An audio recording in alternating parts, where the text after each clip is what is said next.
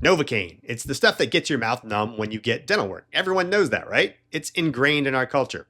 A quick search on Apple Music shows several songs titled Novocaine by Fall Out Boy, the band Camino, Little Image, many others.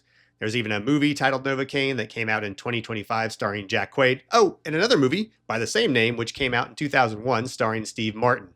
There's memes all over the internet about Novocaine. Everyone knows what Novocaine is, right? What if I told you everyone is wrong about Novocaine? Well, not entirely, it's complicated. Let's start at the beginning.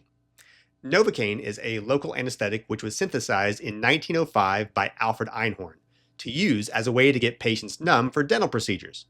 Novocaine was developed as an alternative to cocaine. Yeah, before Novocaine was around, dentists used to give their patients cocaine for dental procedures. More on that in a bit. Anyway, Novocaine is the brand name of the anesthetic developed by Einhorn, and it is actually a German brand name because Einhorn was German and synthesized the medication in Germany. The generic chemical name for it is procaine hydrochloride, or just procaine for short. That's the short, simple explanation, but it gets interesting very quickly. Hi, I'm Dr. Ryan Edwards, a licensed dentist in the US. I'm here providing science-based information about dental care for you and your family, and today we're talking about Novocaine. Like I said, the story gets interesting here. This next little tidbit may blow your mind. Dentists in the US don't use Novocaine, and we haven't used it in decades, like since the 50s. No lie. The term Novocaine, as people use it today, is a catch-all term for the entire category of local anesthetics, which are used to make your mouth numb when you get dental work done, like when you get a filling or a root canal or an extraction. Dentists in the US and most dentists around the world don't use the specific compound called Novocaine to get you numb. Some dentists in certain parts of the world might use it, but nearly all dentists use a variety of other anesthetics like lidocaine, articaine, mepivocaine, and tetracaine. The only people who refer to these local anesthetics as Novocaine are you, the public. When a brand name for one product in the category becomes the generic name for every product in the category, it's called genericide. That's what's happened here. It's like how everyone calls a facial tissue a Kleenex and a self-adhesive bandage is a Band-Aid.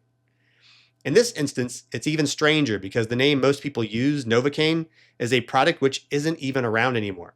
Pretty crazy, right? So why was Novocaine even made and why did it vanish from use? Well, as I mentioned earlier, dentists once used cocaine as an anesthetic for dental work, and it was also used by surgeons for specific procedures. It could be used both as a topical agent and as an injectable anesthetic.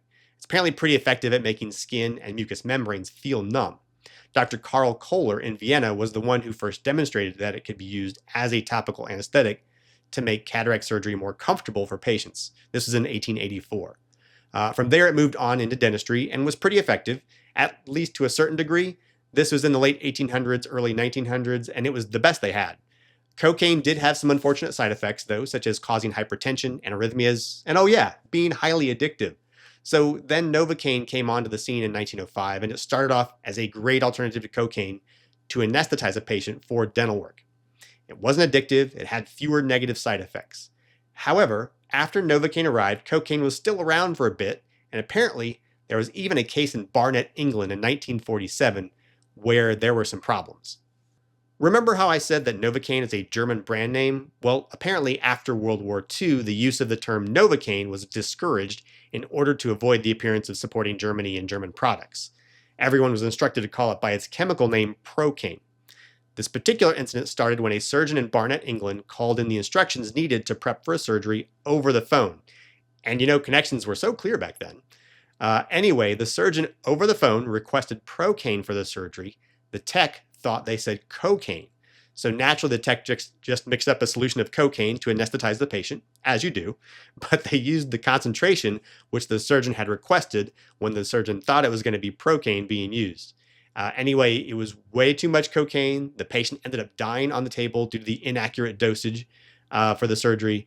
And this actually happened in 1947. I'm not kidding. So yeah, newer anesthetics we have aren't always perfect, but they are a fair amount safer than using cocaine. Anyway, Novocaine was better than cocaine, but still had some shortcomings. For example, many patients developed allergies to Novocaine. Novocaine had a long onset, and once it did take effect, it didn't last very long. But it was the best we had at the time, and it was phased out then in the 50s when lidocaine came around. Lidocaine is an extremely common local anesthetic, even today, and works very well with very few side effects. So dentists don't really use Novocaine anymore. The most common anesthetics used in dentistry these days are lidocaine, articaine, mepivacaine, and tetracaine, which each have different brand names depending on the manufacturer and the country you're in. You can still use the term Novocaine when you are asking about local anesthetic, and we'll know what you're talking about. But that's it. Thanks for watching the video to the end. If you have any suggestions for topics that you'd like me to discuss, let me know in the comments. If you found this video interesting, you are welcome to do all the YouTube things, hit like, subscribe, or watch one of these other videos. Just remember, smiles are contagious.